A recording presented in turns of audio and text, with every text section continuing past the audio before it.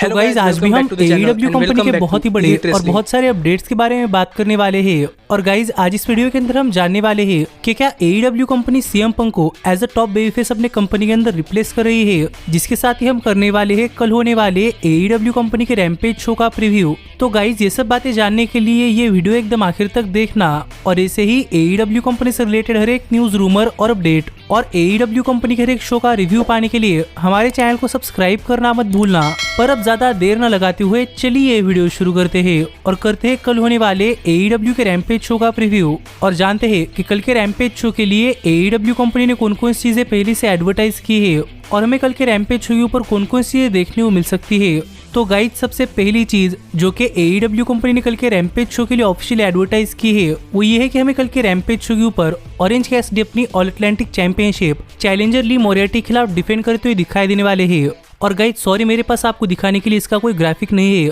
क्योंकि AEW company ने ये मैच हाल ही में शो के लिए ऑफिशियल एडवर्टाइज किया है और अब तक इस मैच के लिए AEW ने कोई ग्राफिक भी नहीं तैयार किया और हमें ये मैच इस वीक के रैम्पेज शो के ऊपर देखने को मिलने वाला है। लेकिन अगर यहाँ पर हम बात करें इस मैच के बैक स्टोरी की तो गाइस डायनामाइट शो खत्म होने के बाद बैकस्टेज में यहाँ पर लेक्सी फर्म की ली मोरियार्टी और स्टोकली हैथवे का इंटरव्यू ले रही थी और अपने इस इंटरव्यू के अंदर स्टोकली हैथवे और ली मोरियार्टी बात कर ही रहे थे कि उन्हें यहाँ पर डैनहाउसन ने इंटरप्ट किया और इसे गुस्सा होकर ली मोरियार्टी डैनहाउसन के ऊपर अटैक करने के लिए गए। लेकिन यहाँ पर डैनहाउसन ने अपने खुद की तरफ से ली मोरियार्टी को एक अपॉर्चुनिटी देते हुए ली मोरियार्टी को ऑरेंज कैसिडी के खिलाफ एक ऑल अटलांटिक चैंपियनशिप मैच देने का वादा किया और इसके बाद ऑरेंज कैसिडी ने यहाँ पर आकर ये चैलेंज एक्सेप्ट भी कर लिया है। इसीलिए हम इस वीक के रैम्पेज शो के ऊपर ऑरेंज कैसिडी अपनी ऑल अटलांटिक चैंपियनशिप चैलेंजर ली मोरियार्टी के खिलाफ डिफेंड करते हुए दिखाई देने वाले हैं। जो मैच मुझे लगता है कि AEW ने इस वीक के रैम्पेज शो के लिए एक फिलर के तौर पर बुक किया है क्योंकि गाइज मुझे नहीं लगता कि ये मैच इतना कोई इंपॉर्टेंट मैच है जो कि AEW कंपनी को इतनी जल्दी रैम्पेज शो के लिए बुक करना चाहिए था। इसलिए मुझे तो ये मैच एक फिलर मैच लगता है।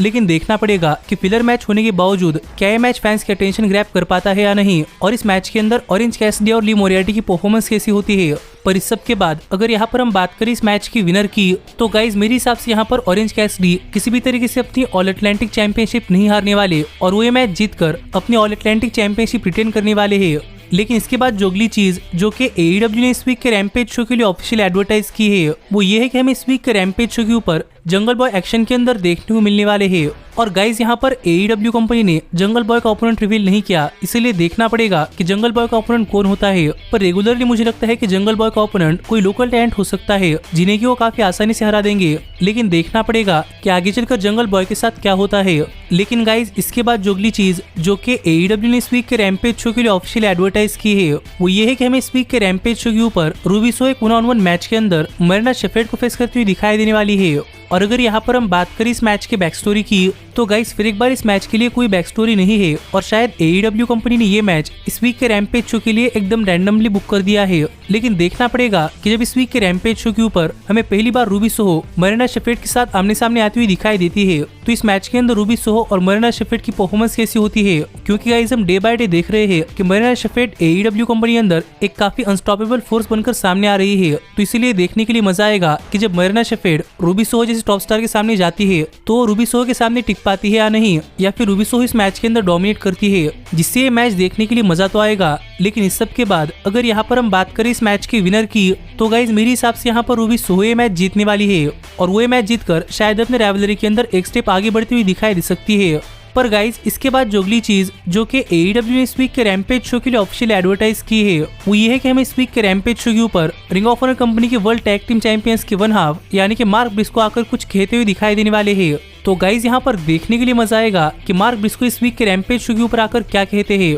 और क्या वार्नर मीडिया ने मार्क ब्रिस्को के ऊपर लगा हुआ बैन हमेशा हमेशा के लिए उठा लिया है। पर सच में इस वीक के रैम्पेज शो के ऊपर देखने के लिए मजा आएगा कि यहाँ पर आकर मार्क ब्रिस्को क्या कहते हैं। लेकिन इस सब के बाद जो आखिरी चीज जो कि AEW ने इस वीक के रैम्पेज शो के लिए ऑफिशियल एडवर्टाइज की है वो ये है कि हमें इस वीक के रैम्पेज शो के ऊपर ब्लैकपूल कॉम्बैट क्लब के सभी टीम मेंबर्स जैसे कि जॉन मॉक्सली, क्लूडियो कैसनोली और व्हीलर यूथा एक 6-man टैग टीम मैच के अंदर किप सेबियन और बुचर और ब्लेड को फेस करते करते हुए दिखाई देने वाले हैं। और फिर एक बार अगर यहाँ पर हम बात करें इस मैच के बैक स्टोरी की, तो गाइज इस मैच के लिए कोई बैक स्टोरी नहीं है, लेकिन AEW कंपनी अंदर ये दोनों ही ट्रियोज कोई काम नहीं कर रही थी और किसी मेन स्टोरी लाइन के अंदर नहीं थी, तो शायद इसीलिए ही AEW कंपनी ने इस वीक के रैम्पेज शो के ऊपर इन दोनों ही ट्रियोज का एक 6 man tag team match book कर दिया होगा, जहां पर ये मैच देखने के लिए काफी मजा आएगा। और देखना पड़ेगा कि काफी दिनों बाद ब्लैकपुल कॉम्बैट क्लब जो फिर एक बार साथ आता है, तो इस मैच के अंदर उनकी परफॉर्मेंस कैसी होती है और क्या बुचर और ब्लेड और किप सेबियन ब्लैकपुल कॉम्बैट क्लब के सामने टिक पाते हैं या नहीं। पर इस सब के बाद अगर यहाँ पर हम बात करें इस मैच की विनर की, तो गाइज यहाँ पर जाहिर सी बात है कि ब्लैकपुल कॉम्बैट क्लब ही मैच जीतेगा,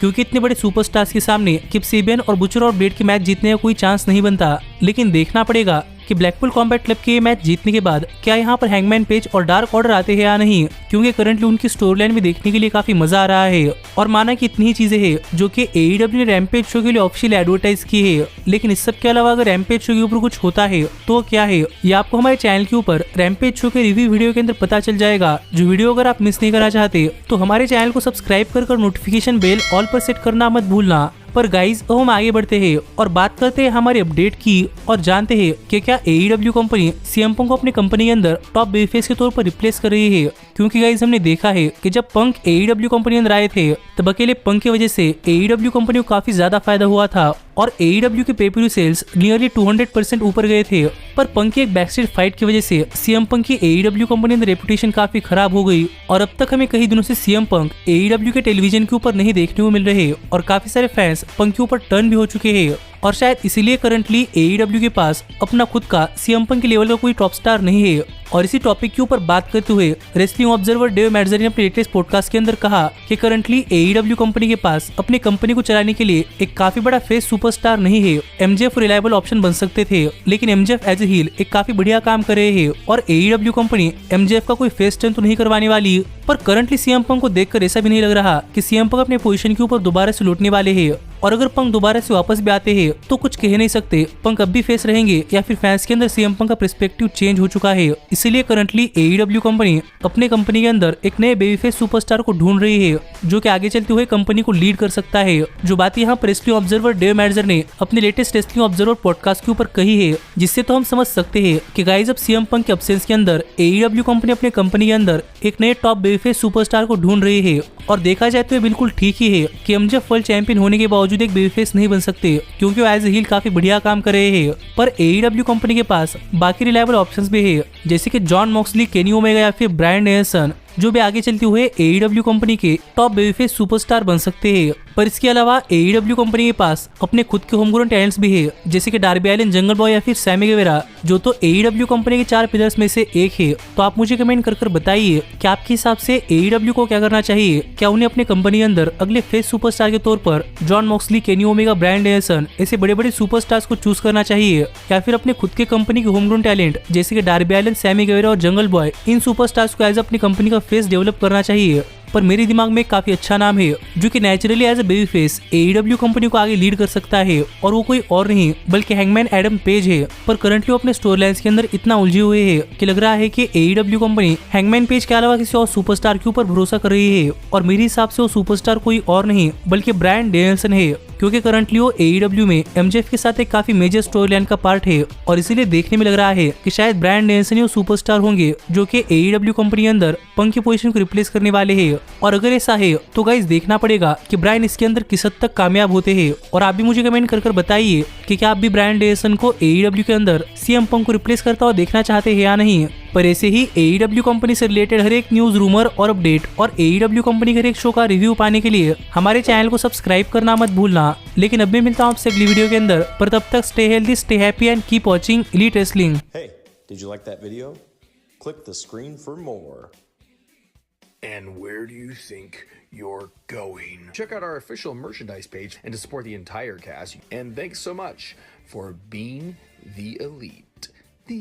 elite. The elite. What, Nick, you're not going to sing it all with me this time?